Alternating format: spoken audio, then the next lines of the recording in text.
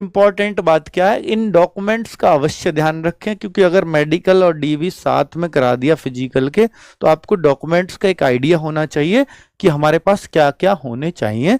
देखिए, जो बच्चे यहाँ हमारे पास मेडिकल के लिए आए थे, उनको मैंने डॉक्यूमेंट्स के बारे में अलग से बहुत अच्छे से ब्रीफ किया था, और मुझे लगता है कि उनको डॉक्यूमेंट्स की क्लैरिटी, क्योंकि उनके बहुत सारे डाउट्स थे, तो उसका अनुभव मेरे पास है।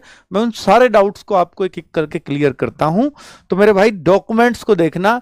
अगर आप जनरल कैटेगरी में हैं, अगर आप ओबीसी कैटेगरी में हैं, अगर आप एससी ईडब्ल्यूएस कैटेगरी में हैं, पहले मैं ईडब्ल्यूएस ले लेता हूं जनरल के साथ, ईडब्ल्यूएस कैटेगरी में है, अगर आप ओबीसी कैटेगरी में हैं, अगर आप एससी या एसटी कैटेगरी में हैं, तो इन सारी बातों को ध्यान से सुनिएगा कि देखिए, जो 10th का सर्टिफिकेट है, 10th, ये सबको चाहिए, ये तो करना ही पड़ेगा। अगर आपने अपनी एजुकेशनल क्वालिफिकेशन 12th या ग्रेजुएशन भरी है, तो वो भी सबको चाहिए होगा।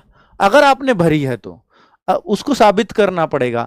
अगर आपने एनसीसी का फायदा लिया है, तो एनसीसी का आपको सबको सर्टिफिकेट लगाना पड़ेगा। कैटेगरी से उससे कोई मतलब नहीं है, जिस भी कैटेगरी के हो आपको लेके ही जाना पड़ेगा।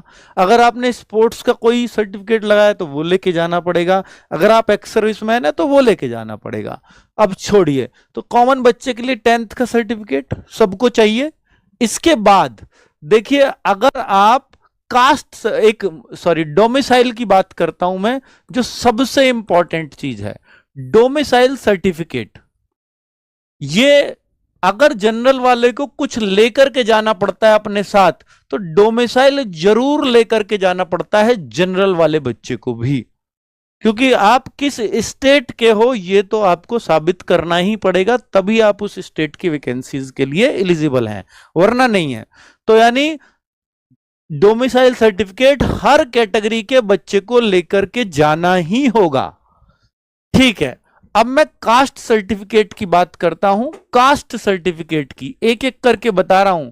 तो भाई, कास्ट सर्टिफिकेट जनरल में कोई भी आवश्यकता नहीं है।